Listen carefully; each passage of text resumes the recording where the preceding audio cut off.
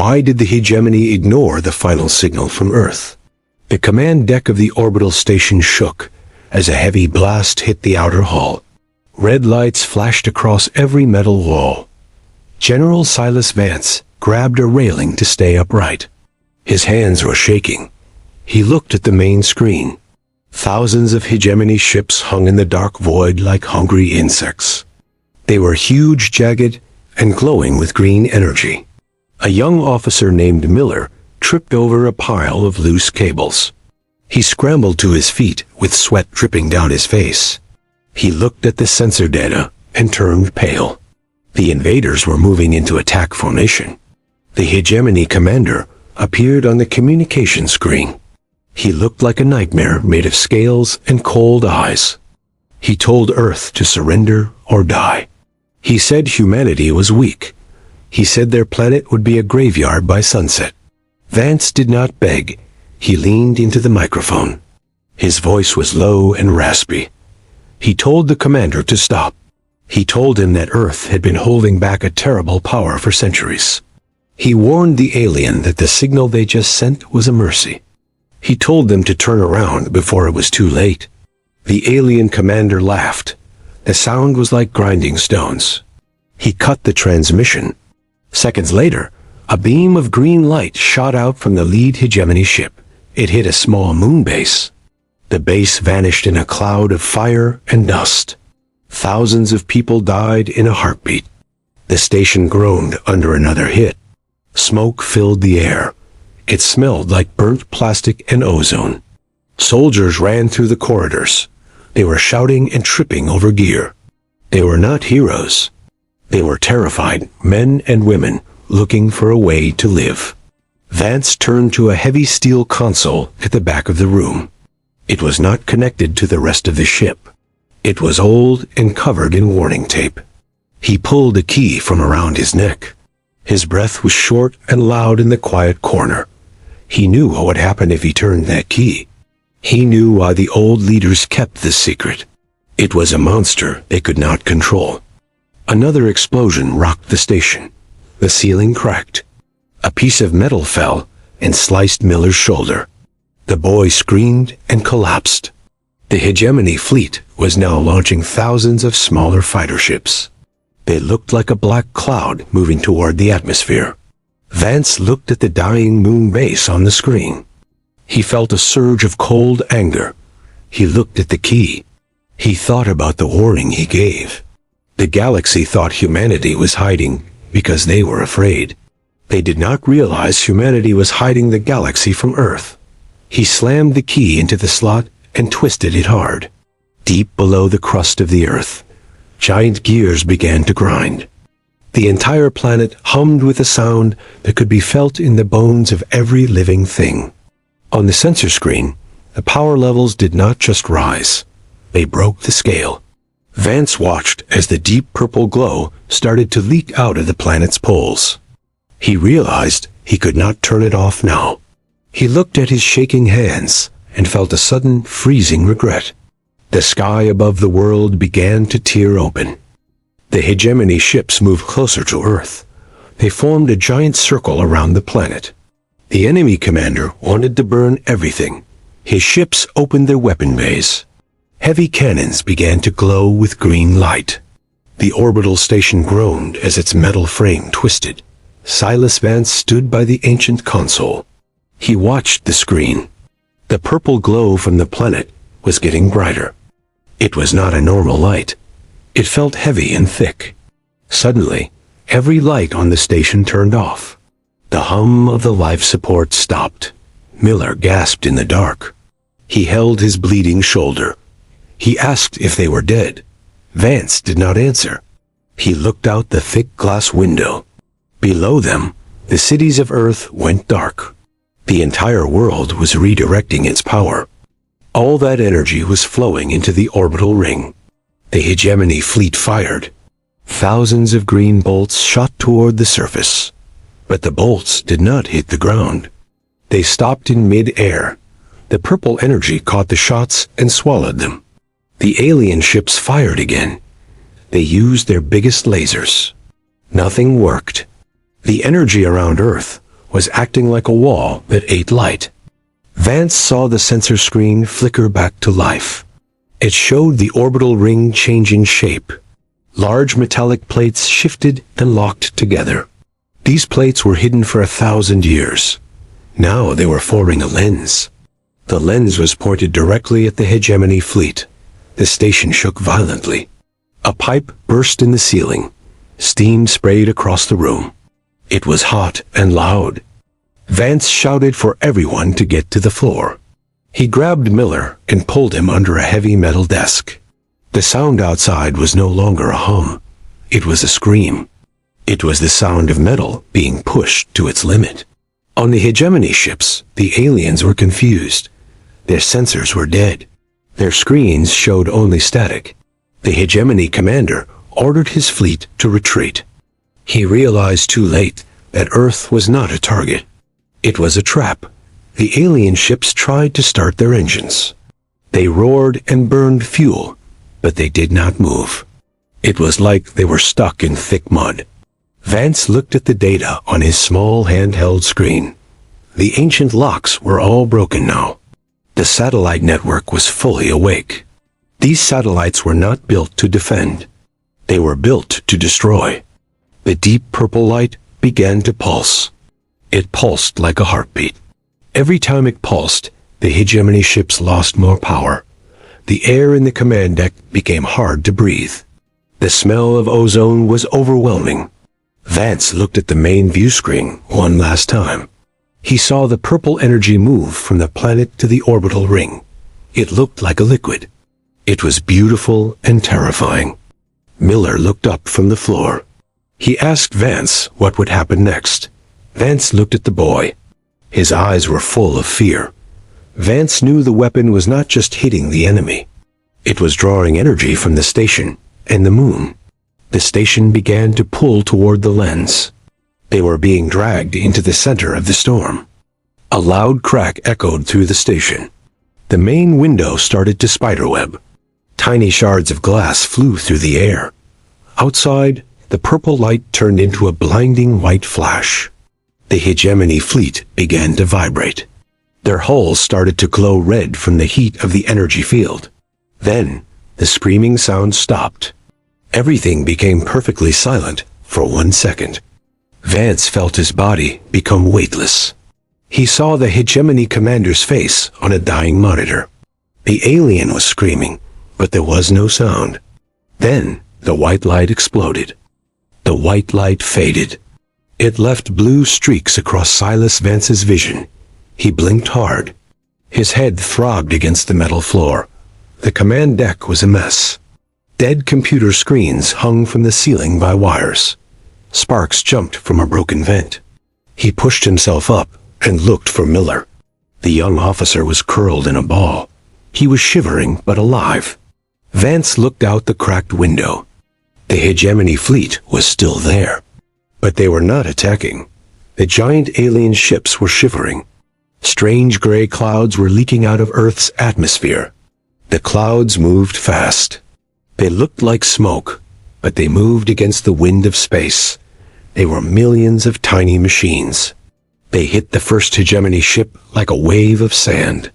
On the sensor screen, the ship's metal started to change. The jagged armor of the alien cruiser did not explode. It turned into a soft, glowing liquid. The gray cloud was eating the ship and rebuilding it into something else. Vance watched a heavy alien cannon melt. It turned into a floating ring of light. The laws of physics were breaking. The gray machines were rewriting reality. The hegemony commander tried to send a message. His face appeared on a flickering monitor for 1 second. He was not angry anymore. He looked terrified. Behind him, the walls of his own ship were turning into glass. His soldiers were floating because gravity had stopped working inside their hull. The signal cut out as the ship folded in on itself like a piece of paper. Vance felt a chill. This was why Earth stayed quiet. This was why they lived in the shadows of the galaxy. They were not hiding a shield. They were hiding a plague that destroyed the logic of the universe. He tried to type a command into his console. He wanted to stop the cloud, The screen flashed a red warning. Access denied. The system was no longer listening to him. It was thinking for itself. The gray cloud spread to the next ship, then the next. The alien fleet tried to fire their engines to escape. The fire from their engines turned into flowers of ice. The heat was gone. The energy was being sucked out of everything. Miller crawled over to Vance. He pointed at the sky. The gray cloud was not just eating the aliens now. It was reaching back toward the orbital station. Vance grabbed a radio. He called the surface.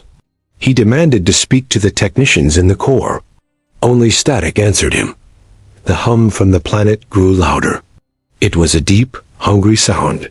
The station began to spin. The metal walls groaned as the machines started to land on the outer hull. Vance heard a scratching sound. It sounded like thousands of insects trying to get inside. He looked at Miller. The boy's eyes were wide. He saw the gray dust coming through the cracks in the window. It touched a metal chair. The chair turned into a pile of salt. The machines were not just attacking enemies. They were consuming everything to grow larger.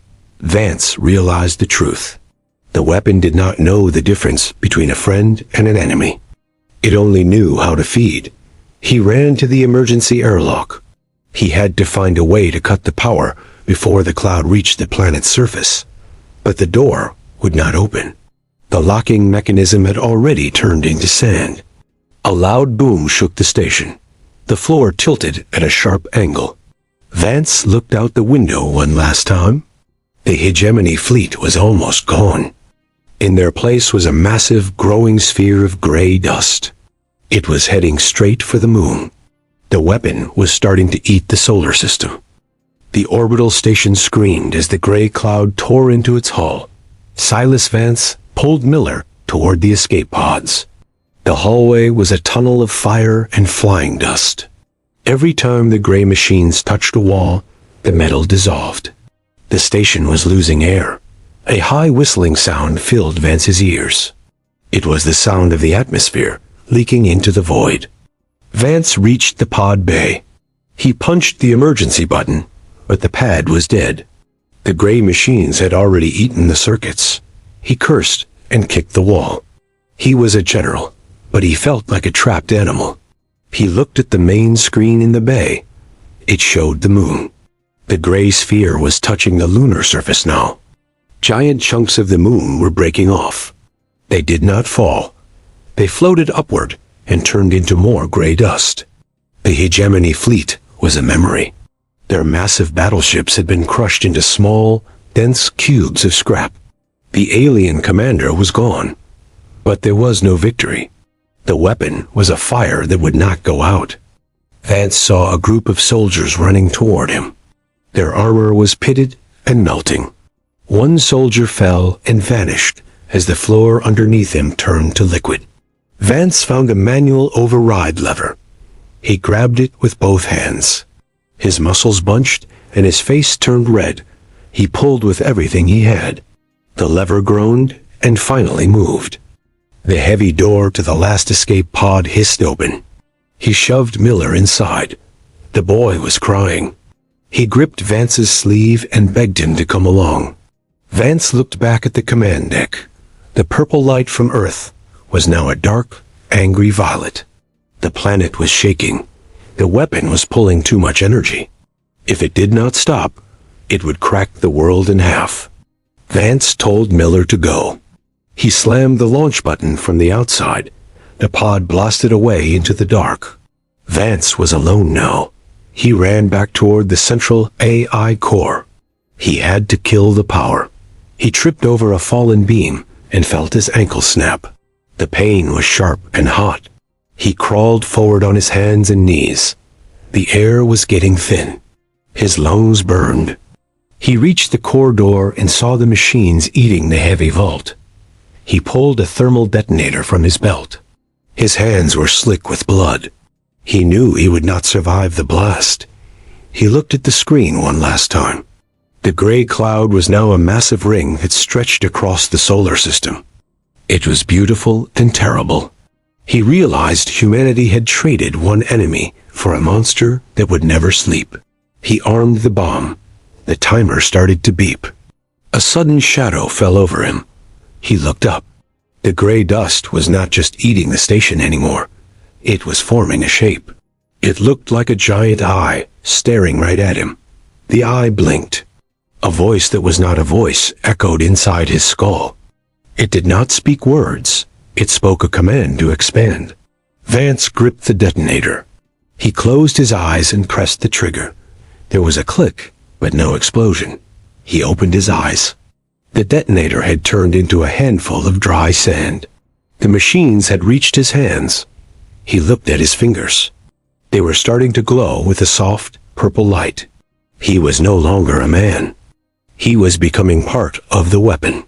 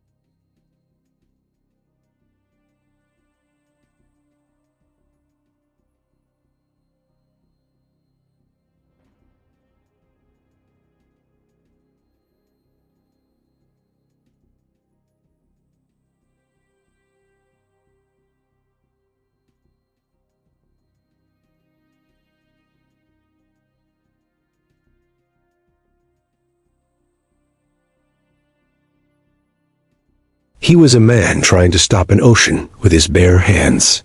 Suddenly, a new sound echoed through the void.